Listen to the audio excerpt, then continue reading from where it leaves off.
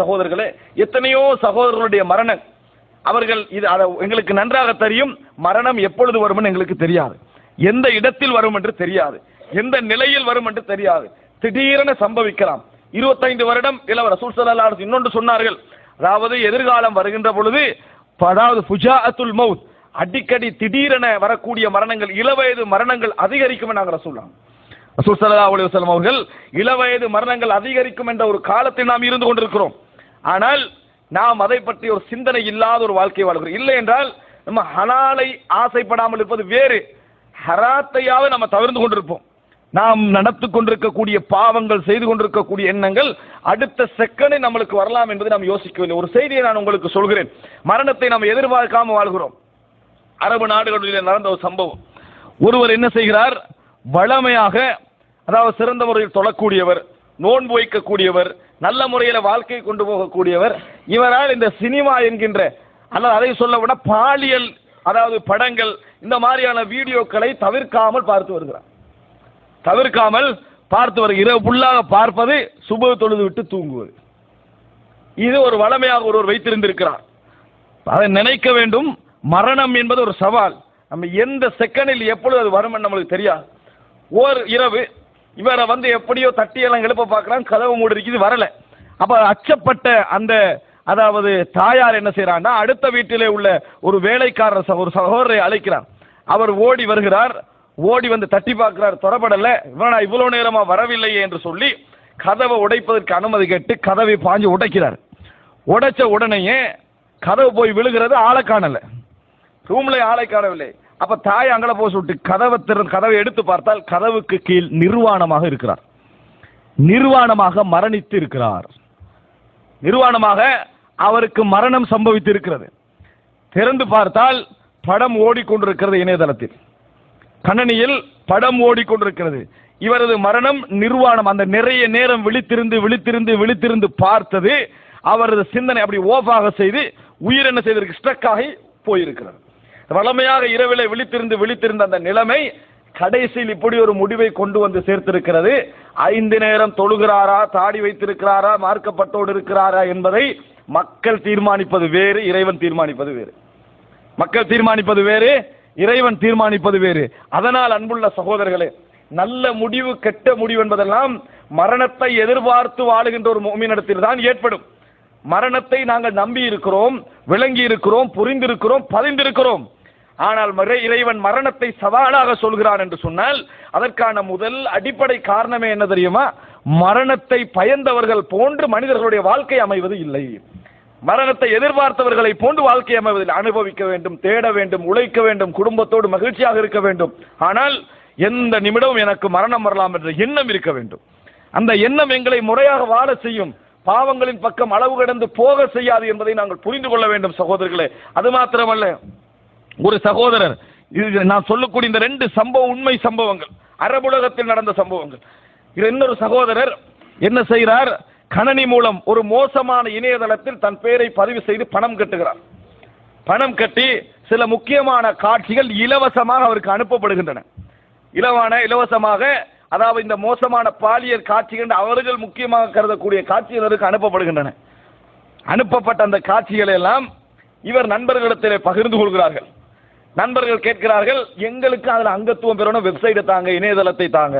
அப்ப இவர் சொல்றாரு, தரமாட்டேன், நான் தான் உங்களுக்கு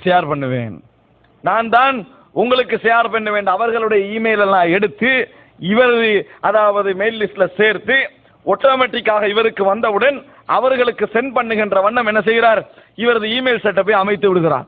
ஒரு 20-30 பேருக்கு இது இமெயில் போய்கொண்டே இருக்கிறது. இவர்கள் கேட்டு தரவில்லை. திடீரென இந்த சகோதரருக்கு மரணம் சம்பவிக்கிறது, மௌத்து சம்பவிக்கிறது, இணையதளம் இந்த அதை செய்தவருக்கு. அப்ப இது கவலையோட, இளம் வயசுல மரணித்து விட்டார் என்ற கவலையுடன் அவரெல்லாம் அடக்கிட்டு வராங்க. 1 வாரத்துக்கு பின்னால், 2 வாரத்துக்கு பின்னால் இவர் இணையதளத்தை என்ன செய்யறாரு, சகோதரர் நண்பர் இமெயிலை திறக்கிறார். இந்த மரணித்த நபரிடத்திலிருந்து ஒரு இமெயில் வந்திருக்கிறது. மரணித்த நபரிடத்திலிருந்து ஒரு இமெயில் வந்திருக்கிறது. அதில் மோசமான ஒரு கிளிப் இருக்கிறது. ஒரு ஆச்சரியப்படுகிறார், எப்படி மரணித்த நண்பரிடத்தில் இப்படி ஒரு கிளிப் வரலாம் அப்படி என்று சொல்லி தேடி பார்க்கிறார். எந்த வகையிலும் இது அவருக்கு விளங்கல. பின்னர் நல்ல முறையில் தேடி பார்த்தா மற்ற நண்பர்களுக்கெல்லாம் வந்திருக்கிறது. மற்ற நண்பர்களுக்கெல்லாம் வந்திருக்கு. பின்னர் தான் அவர் அறிந்து கொள்கிறார், இவர் அனுப்பவில்லை, எல்லாவற்றை ஆட்டோமேட்டிக்காக என்ன செய்திருக்கிறார், செட் பண்ணி இருக்கிறார்.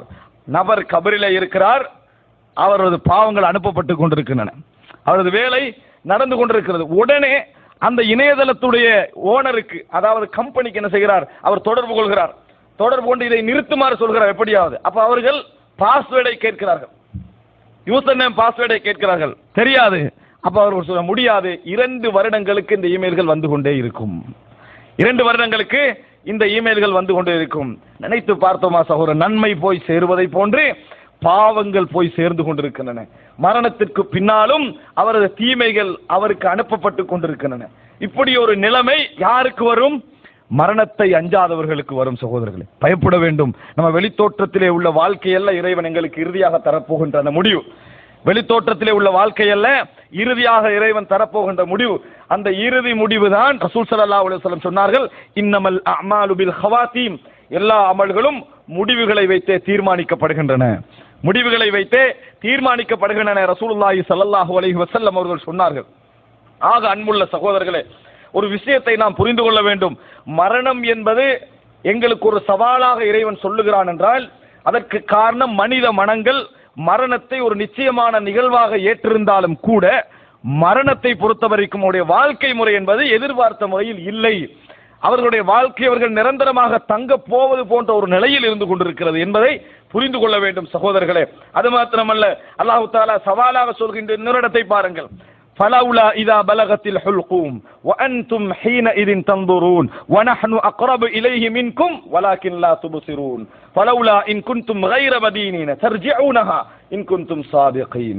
அல்லாஹ் தஆலா சொல்கிறான், அழகான ஒரு வசனம், அதாவது தொண்டை குழியை உயிர் அடைந்து விட்டால் நீங்கள் எல்லோரும் அமர்ந்து அவரை பார்த்து கொண்டிருப்பீர்கள், நாம் உங்களை விட அவருக்கு நெருக்கமாக இருப்போம், எம்மை நீங்கள் காண மாட்டீர்கள். உண்மையில் நீங்கள் அவருக்கு நெருங்கிய உறவினராக இருந்தால், பொறுப்புதாரியாக இருந்தால் அவரது உயிரை திருப்பி எடுத்துக் கொடுங்கள், அவரது உயிரை திருப்பி எடுத்துக் கொடுங்கள் என்று அல்லாஹ் தஆலா சொல்லி காட்டுகிறான். அப்படின்னா என்ன?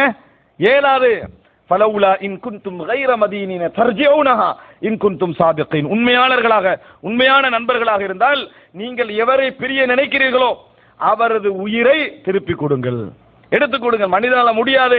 இன்னைக்கு எல்லாத்துலயும் பார்ட்ஸ் மாத்திர வேலையெல்லாம் நடக்குது, உயிர் மாத்திர வேலை நடந்தா ஒருத்தர் கொடுக்க மாட்டாங்க. உயிர் மாத்திர வேலை நடந்ததுன்னு வைங்களே, பார்ட்ஸ் மாத்திர வேலை நடக்குது, ஓகன் மாத்திர வேலை தான் நடக்குது. இந்த உயிர் சோலையே மாத்திர அளவுக்கு ஒரு நிலைமை வந்தா யாரா கொடுப்போமா? கொடுக்க மாட்டான். அல்லாஹ் அப்படி வாய்ப்பை வைக்கவும் இல்லை. உயிரை நீங்க வச்சுக்கங்க, நாம் அவுத்தா போற லெமன் என்ன செய்யல, அல்லாஹ் தஆலா வைக்கவில்லை. அப்ப என்ன புரிந்து கொள்ள வேண்டும் சகோதரர்களே, உங்களால் முடியாது, இது ஒரு சவால் என்று அல்லாஹ் தஆலா பதிவு செய்கிறான். அப்படி என்றால் நாங்கள் மரண வேலையை நிறைய கற்பனை பண்ண வேண்டும் சகோதரர்களே. எந்த நிமிடத்தில் எங்களுக்கு மரணம் வரலாம். பெரிய உபதேசங்கள் தேவையில்லை, பெரிய மார்க்க உரைகள் உங்களுக்கு தேவையில்லை. அந்த மாதிரி மரண ஞாபகம் இருந்தால் அக்ஸிரு ذிக்ர ஹாதிமில் லஸ்ஸாத், அனைத்து இன்பங்களையும் துடைத்து எறியக்கூடிய மரணத்தை ஞாபகப்படுத்துங்கள். ரசூல் ஸல்லல்லாஹு அலைஹி வஸல்லம் சொன்னாங்க, அக்ஸிரு ذிக்ர ஹாதிமில் லஸ்ஸாத், எல்லா இன்பங்களையும் துடைத்து எறியக்கூடிய மரணத்தை ஞாபகப்படுத்துங்கள். ஒரு பாவம் உங்களை மிகைக்கிறதா, ஒரு தவறு உங்களை மிகைக்கிறதா, ஒரு கடமையை நிறைவேற்றாத ஒரு பலகீனத்திலே நீங்கள் இருக்கிறீர்களா, அடிக்கடி மரணத்துடைய முறையை ஞாபகப்படுத்துங்கள், மரண நிகழ்வை ஞாபகப்படுத்துங்கள். உங்களுக்கு நீங்களே உபதேசகர்களாக என்ன செய்வீர்கள், இருப்பீர்கள். கஃபா பில் மௌத்தி வாஇதா, உபதேசத்திற்கு மரணம் ஒன்றே போதுமானது, உபதேசத்திற்கு மரணம் ஒன்றே போதுமானது. அப்படிப்பட்ட மரண ஞாபகத்தோடு வாழக்கூடிய சகோதரர்களாக அல்லாஹ் என்னையும் உங்கள்